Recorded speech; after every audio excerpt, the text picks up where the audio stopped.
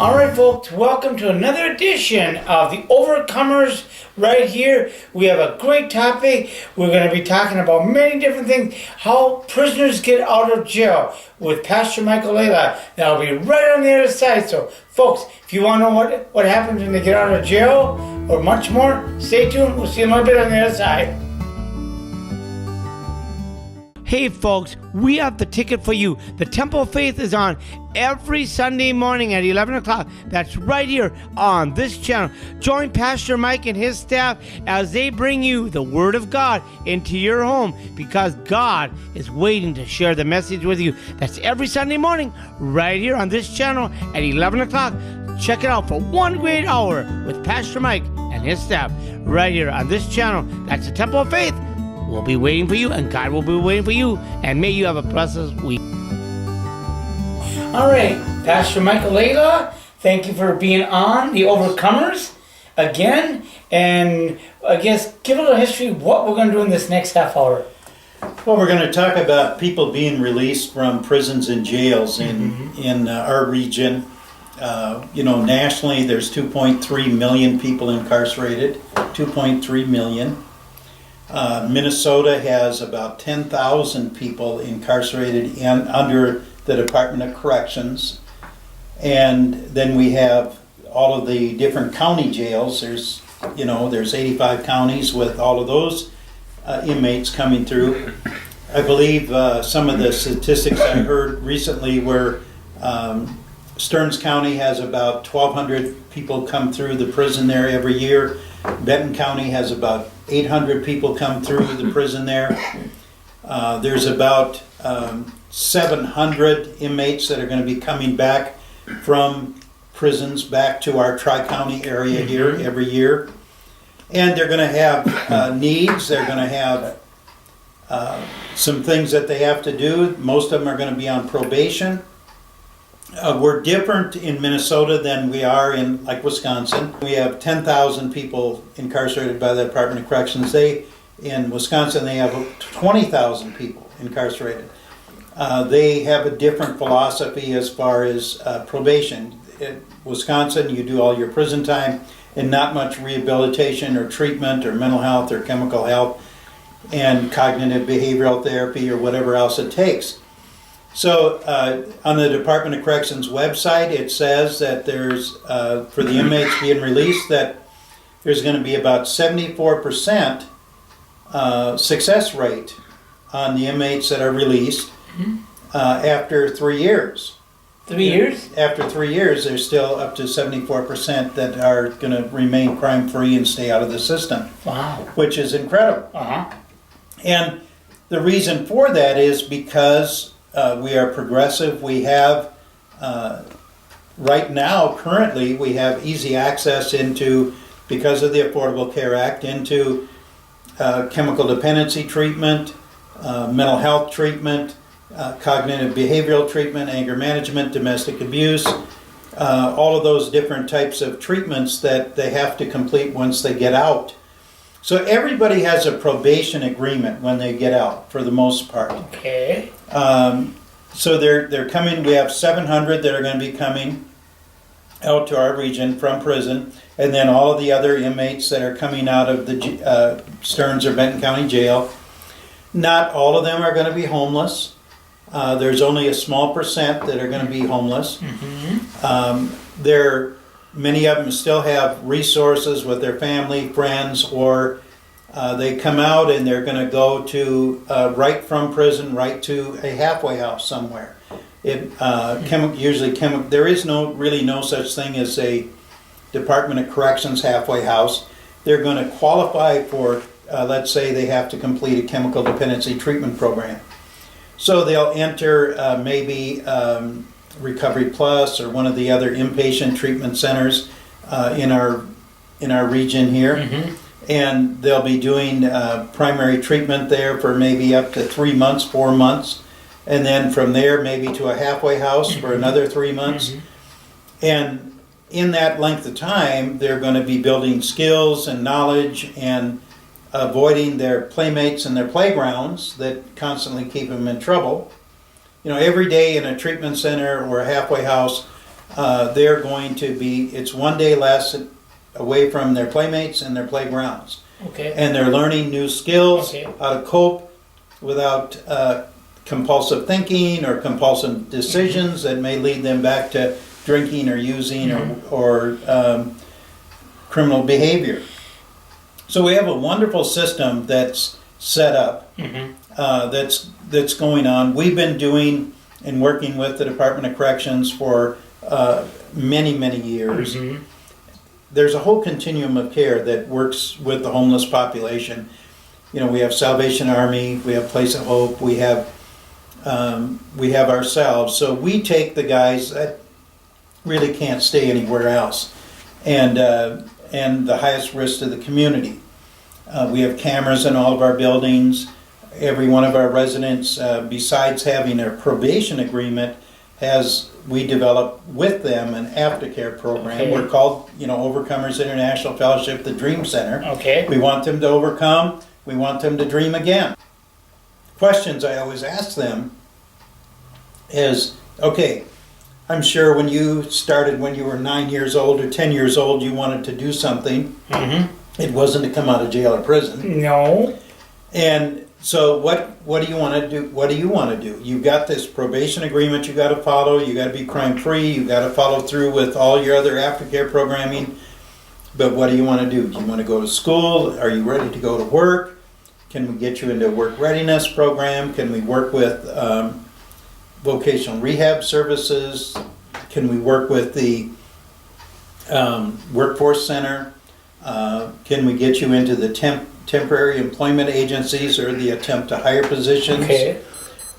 We can help you get, if you qualify, we can get you to into a job coach situation. Okay. So that they really have a program of accountability and focus in on making positive decisions and moving forward with their life. Okay. Something that I want to reiterate there, folks.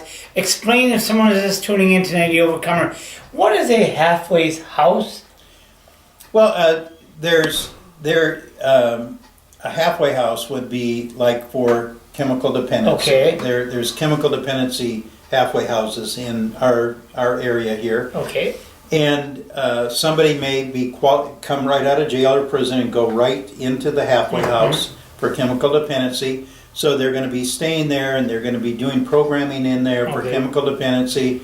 They're going to be able to, as they proceed through the process there, they're going to be able to look for work and be able to go to work and attend their meetings, be accountable, and move forward with their treatment plan. And move forward, and they're able to bank their money so that they're able to find some housing once they complete that. Usually it's 45 days, and then it can be extended to another 45 days or 30 days or whatever else.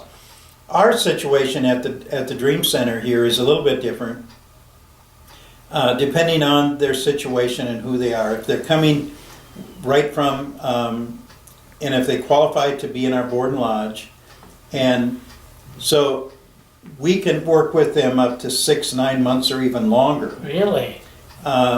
We don't have a real time limit on them, and because we work with some of the, let's say they have mental illness, they have chemical dependency, they have multiple learning disabilities, they might have a traumatic brain injury, they might have schizophrenia, they might have all of these other illnesses. Mental health issues, whatever else, and it's going to take them much longer than 30 days or 60 days or 90 days to turn it around. We have one program with our Department of Corrections guys that are working. They're only going to be with us for 60 or 90 days, but the rest of our residents are going to be here more longer term to complete their programming, to complete all of the steps that they have to go through with their programming, their probation, their aftercare, and all of those other things. Wow. And so it's a difficult process for them. It sounds like it's a very difficult process. There's a huge amount of hurdles. If they don't make it, they're going to be very, if we don't provide the services, then we're going to create a higher crime rate. We're going to, if we don't have housing for them, if we don't have access to chemical dependency or mental health services, they're going to continue to cycle in the system. And it means over and over and over. Just like a revolving door. Okay. And there's a real misconception of that. I mean, we've had tremendous success in these past years, and I have to say, it's probably the biggest contributing factor of reducing recidivism. And recidivism is if they fail and continually go back into the system, has been the Affordable Care Act. And I'm very fearful about the new plans that they're talking about, and the 14 million people are going to be taken off of that, and they're going to reduce Medicare, they're going to reduce this and that, and there's also provision in there to reduce chemical and mental health accesses. Really? So that is going to be a huge obstacle. Wow. And all it does is just push more people, because the taxpayer is going to have to pay for it either through treatment or through the overcrowded jails or overcrowded homeless populations that we already have. And we have seen a tremendous success. The Department of Corrections says there's 74% success rate. And that is huge. When people go through our program, we have same or similar results with our guys too, that they succeed. And we got to look at many people that end up in prisons and jails have cognitive thinking disorders, they have chemical dependency, they have mental health issues that have been not been addressed. People with untreated mental illness, they're going to use substances to try and feel better. And they're going to drink, they're going to use drugs, they're going to use something, then they become addicted to it. And when we can treat that mental illness with medications, therapy, cognitive behavioral therapy, whatever it is, they're going to be functioning higher, making better decisions, and not getting that quick fix that's going to keep them in the criminal justice system. All right. Well, what we're going to do next, we're going to take a short break, and you're wanting to hear at the Dream Center what they do when a new person comes in. Well, with the magic of TV on the other side, we will tell you that what the steps is. So come on back on the Overcomer Show right here. Hi, I'm Major Mike Parker of the Salvation Army in St. Cloud, Minnesota. I'd like to invite you to the Salvation Army on Sunday morning. We have 11 o'clock service till about 12, and we have wonderful worship and praise, an opportunity for prayer, and an opportunity just to get to know brothers and sisters in Christ and to learn more about God. It's a great opportunity to meet other people and just to find out how we connect together as people of faith. We'd like you to join us on Sunday morning at 400 U.S. Highway 10, St. Cloud, Minnesota. Come and see what God wants for your life, and we'd love to have you join us and just be a part of our fellowship. God bless you.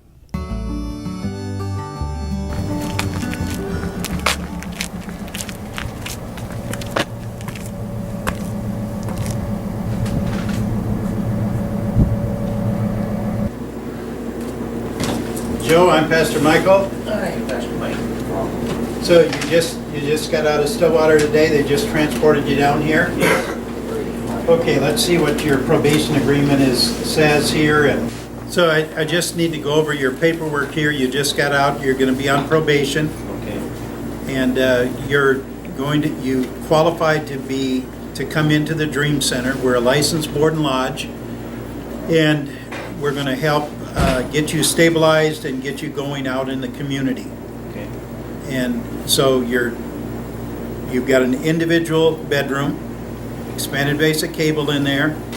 We have all sorts of rules and accountability I'm going to go over here in a few minutes. But you're right from the Department of Corrections here. Are you on any medication? Yeah, I have medication. Okay, you got 3 different medications here. Yeah. You're taking your AM, that's for your mental health. You're taking some for omeprazole, some stomach problems, and then you have some Seroquel here for your sleep meds. So we're going to distribute all of those to you No matter whatever the doc says here on your prescriptions, we're going to help you enroll into the Affordable Care Act, MNsure here in Minnesota. And so you'll be able to see a doctor, see a therapist, and follow through with your aftercare treatment. So how long have you been down? 2.5 years? Yeah, 2.5 years. And you've got a year on probation here with intensive supervised release, and then you'll be going to regular probation to finish out your other 18 months of probation that you have to complete. Okay. You have to remain sober, law-abiding. We have all sorts of rules and regulations here to stay here. And are you comfortable with those? Yeah, I'll follow it. I'm going to give you a bunch of this paperwork. You're going to have to fill it out for us. And then we're going to go over all of the rules and regulations and make this transition into the community to be successful so you can move forward with your entire life. Okay. Have you got children? No. Okay. Single? Never Yes. been married? Right. Okay. You've been through chemical dependency in the past? Yes. Been through, let's see, what does it say here? 2 different treatment centers you've been in? Yes. And were those successful or not? I didn't complete one of them. Okay. Now you got a diagnosis here of PTSD, an anxiety disorder, Right. and they're also saying bipolar. Right. Now we're going to get you involved with the community to get all of those needs met. Okay. Your probation agreement here says that you're going to be in programming. You're going to have to complete anger management All right. and domestic abuse. Did you go through any release planning or did you complete any programs while you were in? Yeah, they had a reshape program. You went through the Reshape program, and I see you got your GED while you were in prison? Yes.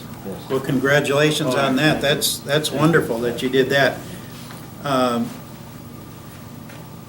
Well, we're going to help you get set up with all of these different programs and make this work for you. Okay. Okay, Joe? All right.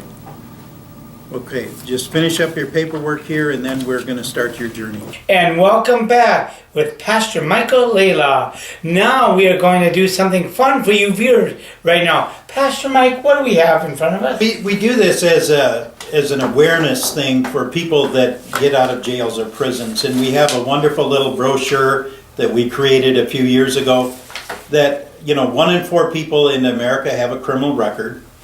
And we want to just go through what it's like to get out. And we're going to make our friend Gary here as somebody that just walked out of the Stearns County Jail, Okay. and see how well he does compared to all of the other. And now this is your resources, and we're going to call it a PRT. When somebody gets out of jail or prison, Okay. if you're standard release, if you get out of prison, you get $100. That's it. And then whatever else you earned while you were inside prison. And sometimes you work for, 25 cents an hour, 10 cents an hour, whatever it is. And so that's about all you have, and you have no other resources except this. So you're going to be spending your money and your resources, so you want to put those out. You have some program service cards. Okay. You have some favor cards. And what does the You have some money cards. Well, these are the questions that we're going to go through. Oh, okay. The cost of incarceration is about $40,000 a year. So if they don't have housing or resources when they get out, and you're leaving with those little measly little resources that you have, and we'll see how well you do that. So, my first question is, where am I going to live? You've just been released from an adult detention center and are standing outside the gate. Where are you going to go? Your options are to go to a hotel. That'd be 9 money cards. Friends and family, it'd be 1 favor card and 1 money card. Or you could go back to your old friends and back to the gang. Okay. That's 1 money card or 1 favor card. Or you can go into program services like would be a halfway house. So what's your decision, Gary? All right. Well, then I guess I will take, let's see, a money card I'll give to you. And I will take a favorite card. Okay, good. Let's go to the next question. Okay? Where can I get the things that I need? Public assistance or food stamps? Now that you've found a place to stay, you need food and clothing. How are you going to get these things and these basic necessities? 3 money cards, 2 service cards, or 2 favor cards? Yeah, I don't need them. This is a hard decision there, Pastor Mike. I think I will go with program card. Program service Oh, card? excuse me. And a money card. Okay, good. Now, number 3. Okay? As required of your release from jail, you will need to get to meet with your probation officer. He is 5 miles from the place where you're staying. How are you going to get there? Friends and family, 1 money card or 1 favor card, the bus, or program service card? I think I will go with a program service card, Pastor Michael. Okay. Well, at your meeting with your probation officer, it was recommended that you go to an employment service, and it's 3 miles away. How are you going to get there? Friends and family, bus, or program service card? Boy, I think I'll take a stab at my service card. Okay. Number 5, you finally got your documentation, and you'll need, in order to get a state ID, birth certificate, or social security card. Because many times when somebody gets incarcerated, all that paperwork gets lost. You get arrested, you go to jail, your wallet gets lost, and everything else, and you have no ID. So now you gotta reapply for it and try and get the money for it. So your choices are the DMV store. That's worth 2 money cards. You have to borrow money from friends and family, or a program service card. Okay, I'll go with a program service card. Okay. Number 6, you're running out of medications now because you were supposed to be on medication. Mental illness, chemical dependency, where are you going to get your prescriptions filled? You're running out of medication and you do not qualify for Medicare or Medicaid. What are you going to do? You can go to the store and buy your medications. It's nine money cards. Try and get a loan from your friends and family, a program service card, or go off your medications. There's no cards required, but there's penalties. And the penalty is if you go off your medication, you're going to start either self-medicating through mood-altering substances, or you're going to start making terrible decisions because you aren't, you were off your medication. But the only problem is I only have 2 cards. Well, you're going to have to go off your medication then. Okay, I'll take off medication. Number 7, it's been 2 weeks and you've overstayed your welcome at your current residence, and now you're going to have to move. You're going to have to try to go to a hotel. That's 9 money cards. Go back to your gang, or go homeless, and there's no cards that you have to spend, but the penalties apply.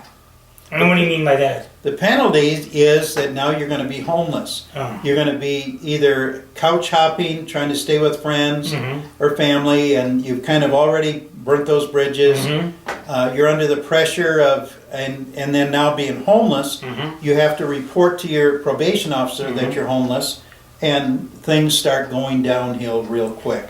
Somebody's homeless, they're going to be exposed to all sorts of drugs, alcohol, criminal behavior, all of that type of stuff, and your chances of being homeless and on probation are very small.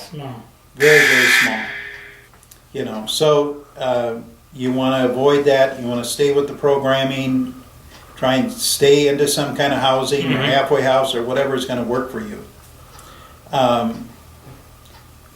Number 8, now it's time to arrange visits with your children. How are you going to get there? Again, you're homeless or whatever else at this time. Things have fallen apart. You promised your children you're going to get back with them. You're a changed man. You're going to do things different.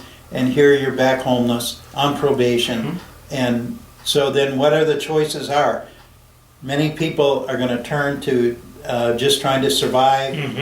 and get back into criminal activities and get back into all sorts of things, you know. Going to the last question here, you're having difficulty finding a job and simply getting back on your feet. You're starting to feel helpless and you need some support. What are you going to do? Again, you're homeless, you don't have anything left to work with, and many people just give up at that time and end up going back into the system. So, you know, the point of the exercise is that how did it make you feel if you were in that same situation? It made me feel like, why did I go through this here? It's just mind-boggling. It's very difficult to walk in somebody's shoes like this, and people don't understand that how complicated it can be. And without community resources, without the housing, without the mental health piece, without the chemical dependency piece, and those are the safety nets that keep us all safe. Crime has been reduced over these past 8 years. Violence has been reduced because people have had access into chemical dependency, mental health access, all of those types of things, and the resources that are out there. Probation officers don't want to put you back in jail. They want to end the cycle too for somebody. But again, it's to have the community resources that are available so somebody can succeed. We need TRICAP, we need Salvation Army, we need Place of Hope, we need access through the Department of Human Services. We need all of the treatment centers, we need all of the therapy places, we need all of those different treatments that are going to treat anger management, domestic abuse, chemical dependency, all of those things that we need in this community for our guys to succeed. If you want more information, you can contact here at the Dream Center, talk to Pastor Michael Laidlaw. That number is 320-656-1550, and the address is 529 16th Avenue North, St. Cloud, Minnesota, and that's the Dream Center right here. For more information, or if you want to look at statistics and you can look at weareallcriminals.com. Is a wonderful website. Also, the Department of Corrections has a bunch of good information on reentry and all of those other resources. Well, this half hour is done, ladies and gentlemen. I hope you enjoyed this information show, Overcomers. We'll be back next week for another great show with many more guests straight ahead. So thanks for your time and good evening. God loves everyone out there. I'm gonna be an overcomer. Nothing in this world can hold me back. Ever since I met my Lord